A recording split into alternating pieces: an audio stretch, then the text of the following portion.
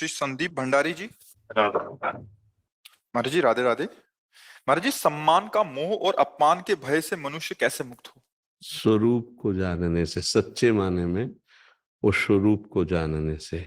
जब तक देहाभिमान रहेगा तब तक ये द्वंद्व व्यापते रहेंगे। निंदा बुरी लगेगी, स्तुति अच्छी लगेगी, सम्मान प्रिय लगेगा, अपमान अप्रिय लगेगा, सुख प्रिय लगेगा, दुख अप्रिय लगेगा, लाभ प्रिय लगेगा, हानि अप्रिय लगेगा, जय अच्छी लगेगी, पराजय। ये द्वंद्व है। सुख दुखे समे कृत्वा लाभा लाभो जया जयो। हिंदी में शत्रु मित्र सम जानि, मान मान अपमान सम, दुख सुख लाभ न हानि। ये जो कृपा हरिवंश की। उपासक जब तक अपने स्वरूप को नहीं जानेगा, देहाभिमान में रहेगा, तब तक ये उसे व्यापते ही रहेंगे। उसकी चाहत रहेगी कि सम्मान मिले और अपमान से वो डरेगा। और जबकि शास्त्र कहता है कि आनंद की अनुभूति के लिए सम्मानम कलयाति घोर गरलम नीचापमानम सुधा, श्री राधा मुरलीधरो भज सखे वृंदावन मात्यज। हे भाई, वृंदावन को मत छोड़ो, सम्मान को विष के समान समझो और नीच पुरुषों द्वारा किए हुए अपमान को अमृत मानो और राधा मुरली मनोहर का भजन करो, परमानंद की प्राप्ति हो जाएगी। तो ये जब तक देह अभिमान है, देह अभिमान का मतलब मैं पुरुष हूं, मैं विद्वान हूं, मैं ज्ञानी हूं, मैं अमुक हूं, मैं के साथ जो भी लगा हुआ है, प्रकृति का जो भी लगा हुआ है, वो सब मलिनता पैदा करता है। मैं के साथ जो भी लगाओ, कुछ भी लगा लो, मैं विद्यावान, मैं धनवान, मैं रूपवान, मैं कुलवान, मैं के साथ जो लगा हुआ है वो सब प्रकृतिजन्य है। और प्रकृतिजन्य परमात्म स्वरूप का विस्मरण करा करके मलिनता ही पैदा करती है। इसीलिए इस देह का जब मान होता है तो हम सुखी हो जाते हैं, और जब अपमान होता है तो दुखी हो जाते हैं। तो दो प्रकार से अहम का त्याग होता है, एक तो ज्ञान से होता है और एक भक्ति से होता है। भक्ति से अहम को गुरुजनों के चरणों में, श्री भगवान के चरणों में समर्पित कर देते हैं। उसमें ये विचार चलने लगता है कि अपमान मिला, भगवान बड़ी कृपा करे, कोई होगा हमारे अंदर दोष, उसको निकालने के लिए भगवान ने लीला की। ये भक्त सोचता है, क्योंकि भगवान के आश्रित है। और ज्ञानी सोचता है कि जैसे अपनी जबान दांतों से कट जाए तो किसको हम दोष देंगे? किसी को नहीं देंगे। ऐसे ये पंचभूत पंचभूत है, आत्म तत्व एक ही है। तो ये जो देह को पीटा गया या गाली दी गई, अपमान, ये तो भ्रम ही है। वो ज्ञान में, जैसे स्वप्न में हमें कोई पीट रहा है तो जगह तो झूठा नजर आया ना, तो वो अपने को देह ना मानने के कारण वो समभाव से सम्मान को, एक गाल में चंदन लगाया जा रहा है, एक गाल में थप्पड़ मारा जा रहा है, उसके लिए दोनों समान है। ज्ञानी और भक्त इस बात को भगवान की कृपा देखता है। जैसे कोई प्रणाम कर रहा है, दुलार कर रहा है, वो सोचता है सब भगवान को हो रहा है।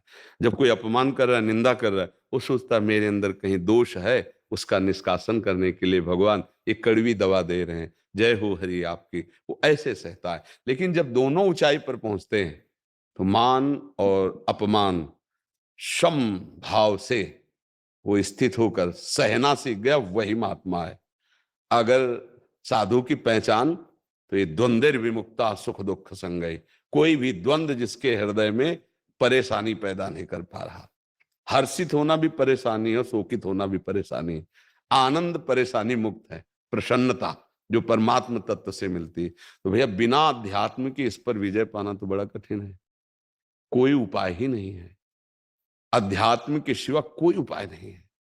चाहे जितना आप उपाय कर लीजिए, अगर आपका अपमान नहीं होगा तो अपमान से आप डरते रहोगे कि कोई अपमान न कर दे। वो डर खाए रहेगा। उस डर से मुक्त होना, निडर होना है, निर्भय होना है। सम्मान प्रियता बहुत जहर है, और इसी जहर को सब खरीद के खाना चाहते हैं। सम्मान, मान, प्रतिष्ठा। और भगवत मार्ग में ऊंचाई पर चढ़ने के लिए सबसे पहली जरूरत है निर्माण अमोहा जित संग दोषा अध्यात्म नित्या विनिवृत्त कामा। मान रहित होना, सब ही मान प्रद आप अमानी। पर बिना अध्यात्म के तो समझ में आएगा नहीं।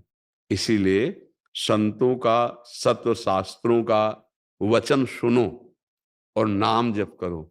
और गंदी बात सुनने से, गंदी बात देखने से, गंदी बात बोलने से, गंदे आचरण करने से बचो, तो आपका हृदय निर्मल होगा। तो आपका जो मलिन अहंकार देहाभिमान है, ज्ञान प्रकट होगा तो उससे नष्ट हो जाएगा, या भक्ति प्रकट हुआ तो भगवान के चरणों में समर्पित हो जाएगा। दूसरा कोई उपाय नहीं। चराचर जगत को ये अहंकार नचा रहा है। संस्कृति मूल शूल प्रदनाना सकल शोकदायक अभिमाना, ये संस्कृति का मूल चक्र है। जैसे ट्रैक्टर और टाली का कनेक्शन है ना, तो इस जन्म मरण का कनेक्शन ये है अहंकार। ये देहाभिमान नष्ट हो जाए तो जीवन मुक्त हो जाए। देह भाव ही हमारे पतन का कारण है। तो भक्ति में इसको प्रेम के द्वारा विस्मृत किया जाता है, और ज्ञान में इसको अपने स्वरूप के बोध के द्वारा इसका त्याग कर दिया जाता है। चित्त के चिंतन का ही नाश कर दिया जाता है ज्ञान में, और यहाँ चित्तचोर को प्रदान कर दिया जाता है। बात दोनों एक ही। बिना इसके मान सम्मान का त्याग करना बहुत कठिन है। कंचन तजना सहज है, यद्यप कठिन है। सहज त्रिया का ने, यद्यपि ये भी कठिन है, पर ऐसा कर सकते हो। पर मान बड़ाई ईर्ष्या दुर्लभ तजना है, श्री कबीरदास जी कहते हैं। मान बड़ाई ईर्ष्या अहम, ये जो मान, तो मैं के साथ कुछ भी जुड़ा, बात टोटल समझ लो, मैं के साथ कुछ जुड़ा वही मलिनता पैदा कर देगा। मलिनता पैदा कर उस अहंकार शुद्ध मैं, श्री कृष्ण स्वरूप, ब्रह्म स्वरूप शुद्ध मैं, जिसमें कुछ नहीं जुड़ा, और जहां मैं के साथ कुछ जुड़ा प्रकृति का, वो मलिनता पैदा कर देता है। अब इतना डर, एक दो डर हैं, आप देखो अंदर कितने डर भरे हुए हैं। और भगवान की शरणागति से पहला होता है निर्भय, निडर। जब तक पापाचरण होगा तब तक निडर नहीं रह सकते, पक्का निश्चिंत नहीं रह सकते, निशोक नहीं रह सकते। इसीलिए हम सबसे प्रार्थना करते हैं। आज सत्संग में सुबह था, धर्म अर्थ काम मोक्ष, ये 4 पुरुषार्थ हैं। आज कोई भी चर्चा करे कुछ महापुरुषों के सिवा छोड़ करके अर्थ और काम की ही प्राप्ति की बात की जाती है। धर्म को छोड़ दिया गया और मोक्ष को छोड़ दिया, तो ये कूड़ा करकट की तरह बुद्धि हो गई। अर्थ की चाह रखने वाली बुद्धि और केवल काम वासना की पूर्ति करने वाली बुद्धि, वो आसुरी बुद्धि होती है। उसको शासन में लाने के लिए ये धर्म पहले रखा गया है। धर्म के द्वारा अर्थ कमाकर अपनी कामना की पूर्ति करेगा, वो मोक्ष पद की तरफ बढ़ जाएगा। आज उत्साह भी बढ़ाया जाता है तो केवल अर्थ और काम का। उत्साह कैसे बढ़ता है? संयम से, जितेंद्रियता से, धर्म से, भागवतिक बल से। 4 दिन की पढ़ाई, अभी 4 दिन बाद तुम्हारी दुर्दशा होगी, देखना। जब कर्मों का फल, अभी तो पूर्व का पुण्य उदय हुआ है, और जब ये बीज का फल आएगा तब तुम्हें पता चलेगा तुम हो कौन, तब तुम्हें पता चलेगा। देखो वो ऐसा खिलाड़ी है कि ऐसे थपक मारता है, ऊपर गेंद जाता है, पर ऊपर टिका नहीं रहेगा, ये ध्यान रखना चाहिए, वो नीचे आएगा। अगर खिलाड़ी के हाथ के गेंद हो तो नीचे टिकने नहीं देगा, फिर थपक मार के ऊपर पढ़ाएगा। और अगर खिलाड़ी के हाथ के गेंद नहीं हो तो फिर नीचे ही पड़े रहोगे। तो भगवान इस जगत के खिलाड़ी हैं, वो अपने आप से अपने आप में खेल खेल रहे हैं। जो शास्त्र की निंदा करता है, धर्म की अवहेलना करता है, आज का क्या हो रहा है, ये बहुत दुख लग रहा है कि आज हमारी नई समाज को गलत शिक्षा दी जा रही। ये क्या समाज को हमारी सिखाया जा रहा है? क्या समाज हमारी बन पाएगी इससे? भाई बिना धर्म के तो आज तक कभी किसी की उन्नति नहीं हुई। ये जो 4 दिन की चांदनी उन्नति दिखाई दे रही है, हाइलोजन की तरह चमकोगे और फ्यूज होकर के पड़े रहोगे किसी काम। ये पूर्व पुण्य काम कर रहा है। पूर्व पुण्य जिस दिन नष्ट हुआ उस दिन तुम्हें पता चल जाएगा तुम क्या हो, क्योंकि इस समय वर्तमान में तुमने आश्रय नहीं लिया उस सच्चिदानंद का। अरे अनंत कोटि ब्रह्मांडों का सृजन करने वाला प्रभु शास्त्र रूप में वो सही तुम्हें मार्ग दिखा रहा है। आप देखो ना, अगर धर्मयुक्त काम है तो आपको भय नहीं रहेगा। अधर्म से युक्त होकर अगर काम का सेवन किया तो आपको ब्लैकमेल किया जाएगा। मानसिक वो ना दबाव डाले तो आपका कर्म आपको दबा देगा, आप भयभीत रहोगे उसके सामने। उस भय से मुक्त होने के लिए हिंसा का आप आश्रय ले लोगे, अत्याचार बढ़ता चला जाएगा आपके दिमाग में। अर्थ, अगर आप धर्म पूर्वक अर्थ नहीं कमाते हैं तो आप डरते रहोगे, भय रहेगा आपको। आपके परिवार को नुकसान पहुंचेगा उस कमाए हुए अधर्म आचरण के अर्थ से, और आपकी वासना इतनी बढ़ जाएगी कि आप निरपराध को भी दंड देने में, अब देखो ना, ऐसे पकड़ी वो मरे या जिए, अर्थ प्रधान बुद्धि हो गई ना। किसी बालक अपहरण कर ले, अर्थ प्रधान बुद्धि हो गई ना। बड़े बड़े दुराचार, अर्थ प्रधान बुद्धि, काम प्रधान बुद्धि, इन दोनों को शासन में रखने, पहले धर्म और फिर ये मोक्ष, मोक्ष और धर्म के बीच में अर्थ और काम को रखा गया है। इसलिए भाई, जब तक अध्यात्म को नहीं समझा जाएगा तब तक अहंकार से बचना या सम्मान की प्रियता से बचना बहुत कठिन है। अध्यात्म को समझा जाए, उसके समझने के लिए हमें बुद्धि पवित्र चाहिए, पवित्र बुद्धि के लिए हमें नाम जप चाहिए। अगर हम भगवान नाम जप करेंगे, किसी की निंदा नहीं करेंगे, कोई अपराध नहीं करेंगे, तो कुछ ही दिन में हमारी बुद्धि पवित्र होने लगेगी और हम सहन करने लगेंगे। ये संपूर्ण संसार के हृदय में हमारे भगवान बैठे। जैसे अपना बच्चा है, अपनी गोद में चढ़कर अपनी दाढ़ी पकड़ कर नोचे थप्पड़ मारे तो आपको कैसा लगे? बुरा लगेगा क्या? एक मुस्कुराहट है यार, कोई कहे अरे यार तुम्हारा बेटा तुम्हारे गाल पे थप्पड़ मार रहा है, तुमको पागल हो, बच्चा है। ऐसे ही जब हृदय महान होता है तो उदार चरिता नाम वसुधैव कुटुंबकम, दंड दिया गया, उनके शरीर को पीड़ा पहुंचाई जा रही है और वो प्रार्थना कर रहे हैं जैसे अपने बच्चे के लिए कि हे प्रभु, हे भगवान, हे ईश्वर, ये अज्ञानी, इसको कष्ट मत देना, है जो मुझे पीड़ा पहुंचा रहा है इसका मंगल हो, इसको कभी कष्ट न। क्या हृदय है, वो पीड़ा पहुंचा रहे हैं और वो उनके लिए मंगल कामना कर रहे हैं। ये होता है भगवान के नाम जप से, भगवान के आश्रय से, धर्म के पालन से। तो एक भय नहीं, हमारे तो अनंत संस्कार, अनंत भयों के रास्ते, वो सब बंद तभी होंगे जब भगवान का आश्रय होगा, अध्यात्म का ज्ञान होगा। इसलिए शास्त्रों का स्वाध्याय करो, नाम जप करो और धर्म से चलना सीखो।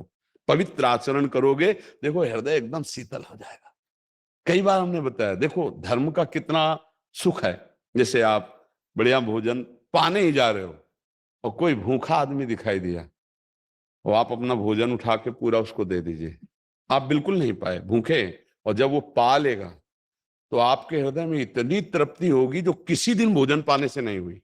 एक अद्भुत शीतलता होगी। ये धर्म बना ना, धर्म हृदय को शीतल करता है और अधर्म हृदय को जलाता है। दूसरे का सुख छीन कर भोगने वाला वो कभी चैन से नहीं रह सकता, और अपने सुख का बलिदान करके दूसरे को सुखी करने वाला वो कभी बेचैन नहीं हो सकता, कितनी भी सामने विपत्ति हो या विपरीत परिस्थिति है। इसलिए मान और अपमान दोनों को सम समझने वाला महात्मा भगवत प्राप्त माना जाता है। तो बिना अध्यात्म के, बिना भजन की स्थिति बातों से तो आने वाली नहीं। हम बात करेंगे मान सम्मान सम की, लेकिन अपमान में हृदय दुखी हो जाएगा और सम्मान में हम फूल जाएंगे। जो दोनों में सम रहता है वही सही बुद्धि होती है। ऐसी बुद्धि बनाने के लिए खूब नाम जप करो, सत्संग सुनते रहो। आप समझ पा रहे हैं ना? स्वामी तेजोमयानंद जी, राधे राधे। राधे राधे महाराज जी, साष्टांग दंडवत प्रणाम। महाराज जी, मैंने पिछली बार एकांतिक वार्तालाप में प्रश्न पूछने पर आपने प्रतिकूलस्य वर्जनम पर ज्यादा जोर दिया था, लेकिन कई एकांतिक में आपने गोस्वामी जी के द्वारा बिगड़ी जन्म अनेक की सुधरे अभी आज, होई राम को नाम जप तुलसी त्याजी कुसुमाज, इस क्रम की प्रशंसा करते हुए कहा था कि पहले ही कुसुमाज का त्याग करने की नहीं इसमें है, क्या, हम प्रभु इसमें के हैं। क्या बात होती है? कक्षा 1 का विद्यार्थी, कक्षा 2 का विद्यार्थी, कक्षा 5 का विद्यार्थी, पीएचडी का अंतर होता है। प्रश्नकर्ता कैसा है उसके अनुसार उत्तर होता है। जब कक्षा के प्रारंभ में विद्यार्थी जाता है और ऐसे गोली बना के पार्टी में डंडा खींचता है ना, टीचर कहता है शाबाश शाबाश, बहुत बढ़िया लिखा तूने, जबकि कुछ नहीं लिखा उसने। गोली बनाई, डंडा कर दिया, शाबाश, टॉफी दिया, दुलार किया। अगले दिन से वो आने लगा गोली डंडा गोली डंडा। अगर वो गोली डंडा साल भर बनाता रहे तो छड़ी लेकर के थप्पड़िया दिया जाएगा। पहले दिन 10-5 दिन, महीना भर। इसके बाद फिर एक ऐसे बनता है, केवल गोली डंडा, 2 ऐसे बनता है, 3 ऐसे, फिर कड़ी नजर हो गई और उसे 100 तक गिनती, मात्रा का कहारा। आप वैराग्यवान महापुरुष हैं, भगवत मार्ग के पथिक हैं। आपके प्रश्न का उत्तर, इनके प्रश्न का उत्तर, अभी अभी बिल्कुल एक ही प्रश्न का उत्तर उसका अलग अलग होगा। जो संसार में आसक्त जीव है वो सरलता सहजता पूर्वक भगवान को कैसे प्राप्त करें? तो अगर सत्संग में सुनो तो हम तो इतना भी कह दिया है कि आप कुछ नहीं छोड़ पा रहे हैं ना, ठीक है, तो आप थोड़ा और पकड़ लीजिए। आप समझिए, आपका छोड़ने का हिम्मत खत्म हो गया कि भाई हम तो कुछ नहीं छोड़ पाएंगे, पकड़ना का स्वभाव है, तो एक पकड़ लीजिए, राधा राधा राधा राधा। अब आप चलिए, फिर आप देखिए कैसे आप छोड़ देते हैं। जैसे जैसे अंतःकरण पवित्र होगा, अपने आप असत आचरण छूट जाएंगे। ये सबके लिए नहीं है। अगर यही बात साधक के, तो साधक से ऐसे नहीं। साधक अगर एक भी छोटी गलती करेगा तो पहाड़ की तरह गलती मानकर उस पर चढ़ बैठेंगे। और विषयी पुरुष अगर पहाड़ जैसी गलती करेगा तो उसको तुम चिंता मत करो, मिलाओ हाथ, आगे बढ़, हम देख लेंगे, बढ़ आगे, आगे बढ़। क्यों? अगर उसको अगर डांट लगा दी तो वो कल से परमार्थ की बात ही नहीं सुनेगा। नहीं, शाबाश, तू सुन रहा है ना, बढ़ आगे, हम देख लेंगे, आगे बढ़। अब कह दे उसके लिए तो ऐसा बोले, उसके लिए इतना बर्दाश्त नहीं, क्योंकि वो चढ़ चुका है। अब वो फिसल के गिरे ना, इसलिए उसकी जरा सी भी फिसलन बर्दाश्त नहीं होगी, उसको ऊंचाई, और वो गिरा हुआ है, उसको हिम्मत दे के पहले खड़ा करना है, खड़ा करके कदम बढ़ाना है, फिर आगे चलाना है। आपका उत्तर जन साधारण के उत्तर से अलग होगा। अब अपने को जीवन में केवल इतना ही देखना है, क्योंकि आश्रित हो चुके हैं।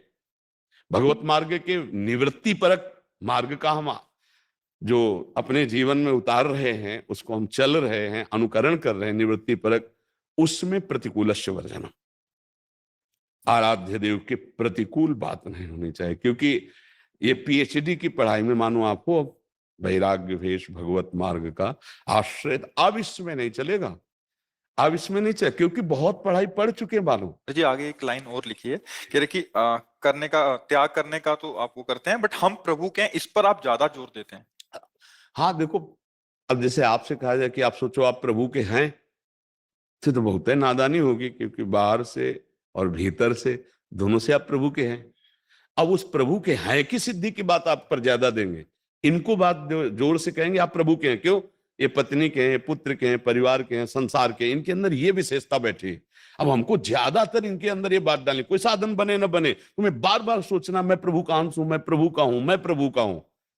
और आपके अंदर ये तो दोनों बातें पहले से ही हैं।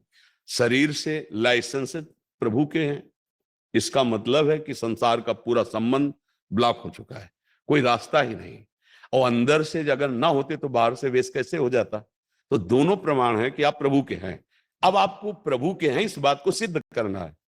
इस सिद्धि के लिए प्रतिकूल से वर्जनम, प्रतिकूल का त्याग करना है। इसलिए विशेष जोर दिया गया कि हमको ऐसी वृत्ति धारण करनी कि जिस मार्ग के हम पथिक हैं उसके प्रतिकूल भूल से भी आचरण ना बन जाए।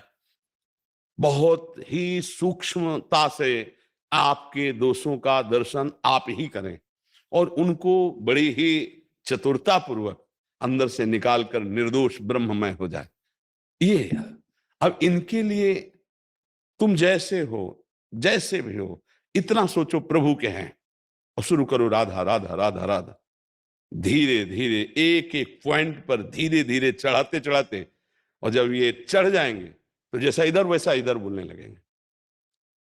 जैसे गृहस्थी में ही है, उन जिनको हम जानते हैं कि हाँ ऐसे ऐसे, अब वो प्रश्न करेंगे तो उनको डांट लग करके दूसरे रूप में मार जाएगा। आपको ऐसे चलना है, अब थोड़ी कि आप वही गोली डंडा बनाते रहोगे। अब आपको इस तरह से, आप किस क्लास में चढ़ गए उसकी स्थिति के अनुसार से ले, तो आप समझ पा रहे ना। एक ही प्रश्न का 100 बार 100 अलग अलग उत्तर हो सकता है। एक ही बुखार के कई बुखार होते हैं ना, मलेरिया, ये वो अलग अलग टेबलेट हो। एक साधारण बुखार है, एक ऐसा बुखार जैसे प्लेटें गिरती चली जाएंगी, और उसके लिए अलग इंजेक्शन है, अलग दवाइयां हैं। तो जैसे अपने लोग हैं, ये ऐसी चढ़ाई पे हैं, एकदम फिसले तो ऐसा धम्म से गिरे कि न परमार्थ के रह गए न स्वार्थ के रह गए। और ये लोग परमार्थ की चढ़ाई पर चढ़ने मात्र की बात सुनकर डर जाएंगे। इनको इसी में रहकर परमार्थ का ज्ञान देना है। तो बड़ी प्रवीणता से इनको इनके मन को भगवदाकार बनाना है। ये भगवान के जो दास जन होते हैं या भगवत स्वरूप महात्मा होते हैं, भगवान उनको ऐसा विवेक देते हैं कि किसको कैसे, जो मन विषयों में फंसा हुआ है उस मन को हटाकर और प्रभु में कैसे लगाएं। लेकिन आप विरक्त जनों के लिए बहुत यात्रा हो चुकी है, बस उसमें सावधानी की बात है, क्योंकि आप चल रहे हैं। तो प्रतिकूलस्य वर्जनम, कोई भी प्रतिकूल आचरण हमारे हृदय में न रह जाए। प्रभु आज्ञा जेहिका जस आही सोते भांति रहे सुख लाही। हमें आज्ञा है निवृत्ति मार्ग में चलने में, तो हमारा हर व्यवहार निवृत्ति परक होगा। जिनको आज्ञा है प्रवृत्ति में, तो हर व्यवहार उनका प्रवृत्ति परक होते हुए भी उनको भगवत प्राप्ति हो, ऐसी शास्त्रों से खोज के अनुभूत करके वो मार्ग देना है। तो सबका उत्तर अलग, आपका उत्तर अलग रहेगा महाराज। कोई संशय इस पे? जी। संजीव शर्मा जी जम्मू से। राधे राधे।